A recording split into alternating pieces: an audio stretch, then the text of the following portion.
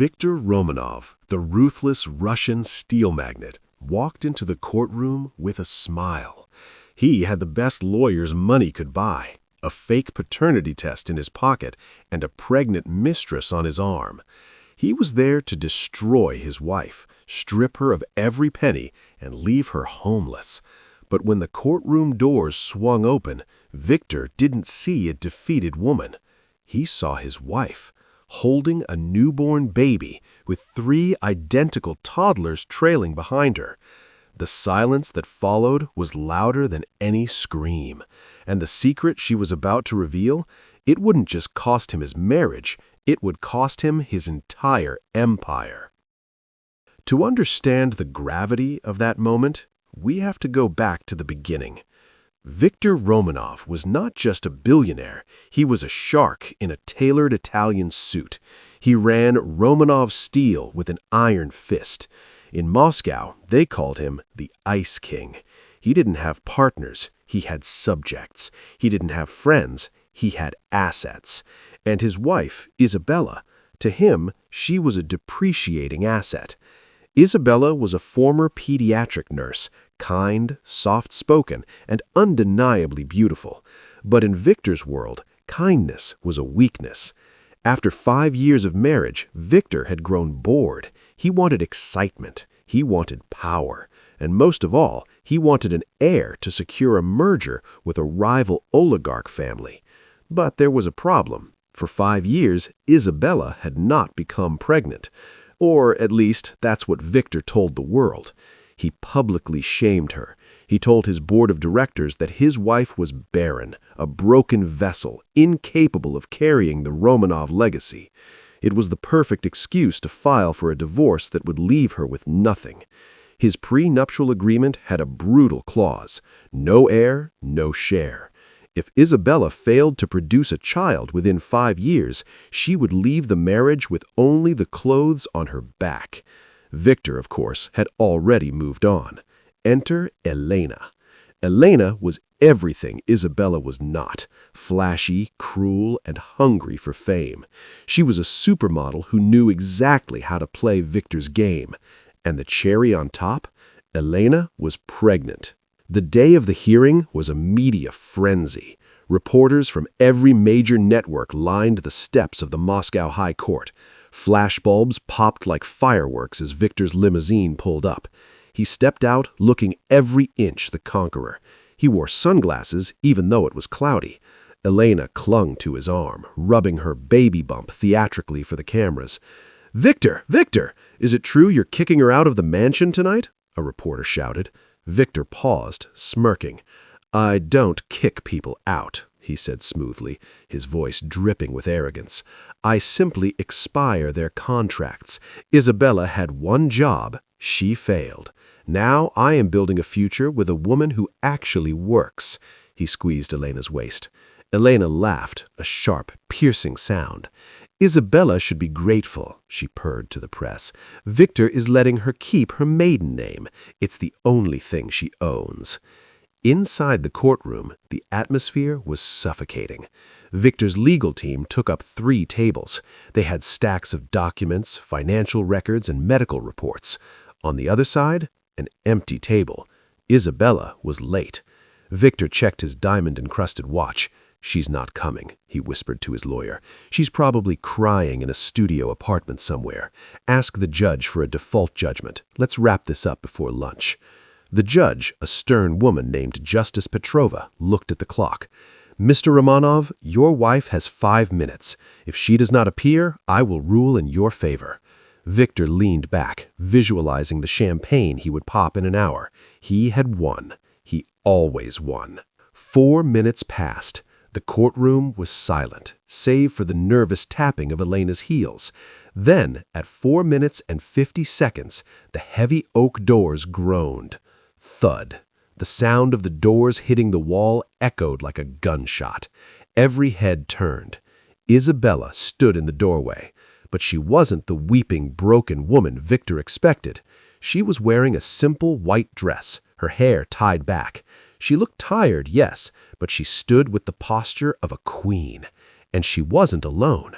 Strapped to her chest in a carrier was a sleeping newborn, no more than a few weeks old. But that wasn't what made the heir leave the room. Holding her left hand was a toddler, holding her right hand was another, and clinging to her skirt was a third. 3 identical boys with curly dark hair and piercing blue eyes. Victor's blue eyes.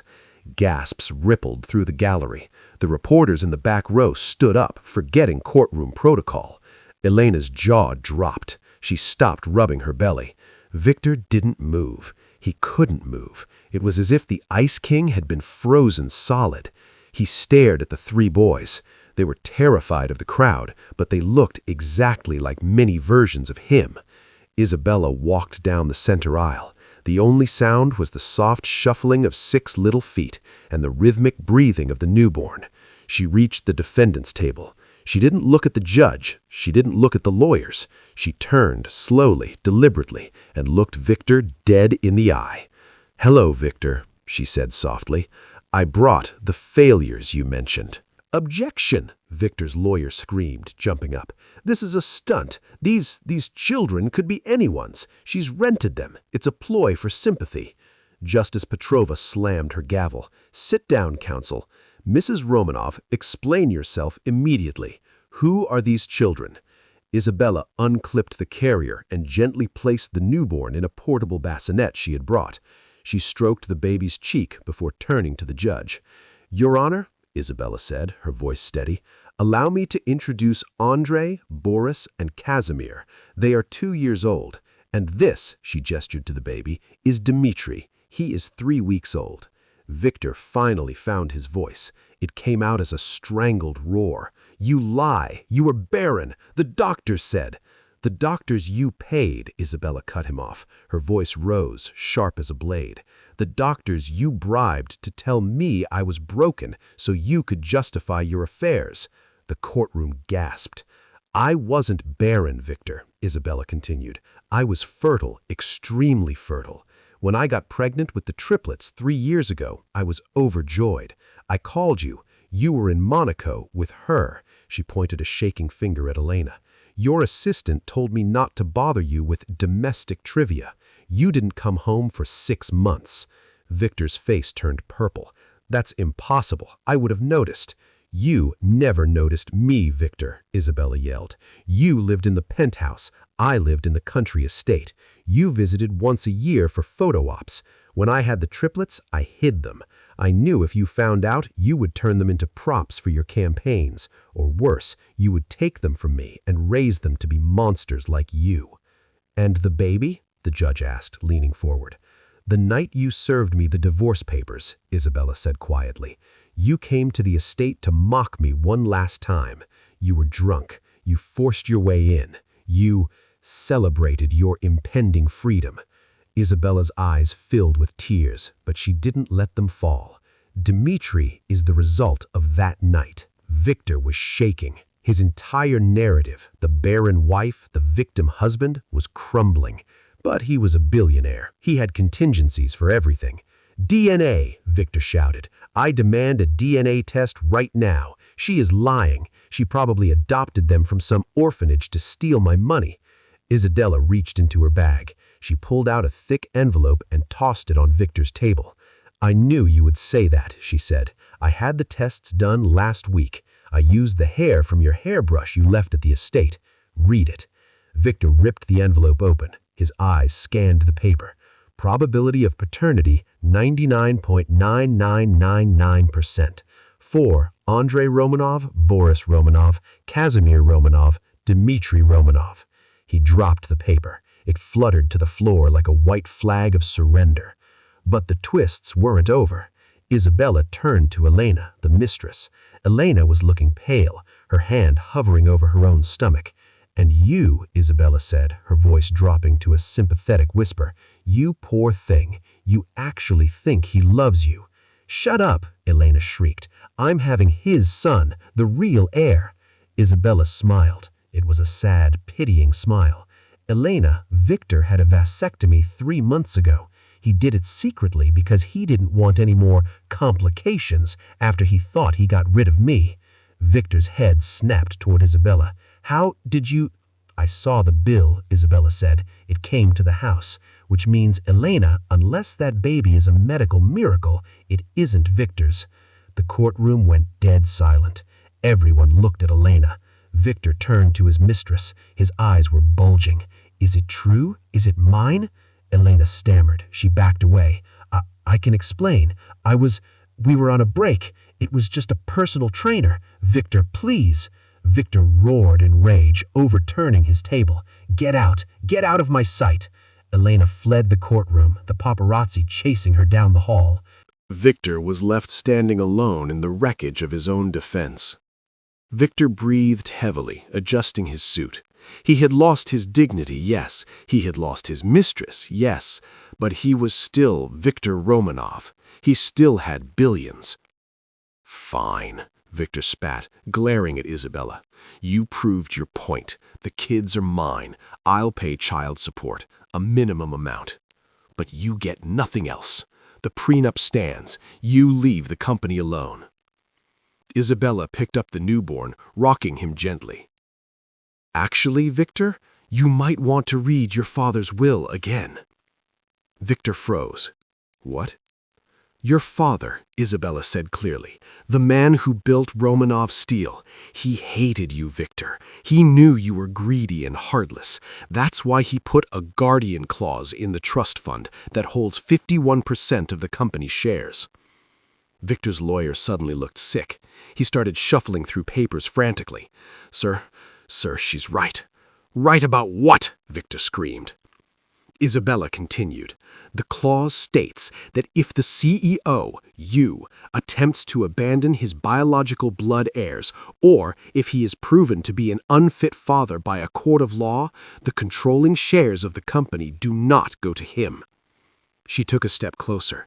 "They transfer immediately to the children, held in trust by their mother." Victor felt the room spin. No, that's old paperwork. We changed that." "You tried," Isabella said, "but you needed your father's signature, and he never gave it." Justice Petrova looked at the documents Isabella's lawyer had just submitted. She adjusted her glasses. She looked at Victor with pure disdain. "Mr. Romanov," the judge said, "by denying these children for years and by attempting to defraud this court regarding your wife's fertility, you have proven yourself spectacularly unfit. The clause is valid." The gavel banged. It sounded like the final nail in Victor's coffin. "I hereby grant the divorce on the grounds of adultery and fraud," Justice Petrova ruled. "Full custody of all 4 children is awarded to Isabella Romanov. Furthermore, pursuant to the Romanov Family Trust, control of the company assets is immediately transferred to the Romanov Children's Trust, with Isabella Romanov as the sole executor." Victor slumped into his chair.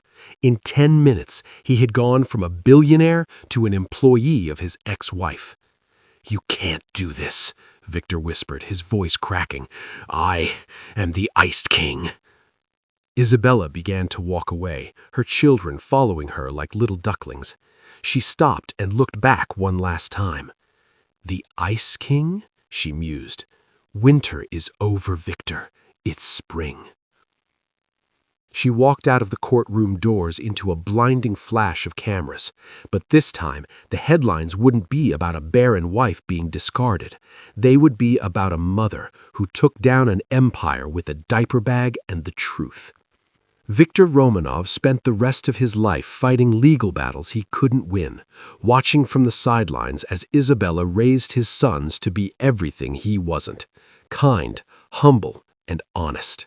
He learned the hard way that you can buy lawyers, you can buy silence, and you can even buy a new family, but you cannot buy the truth.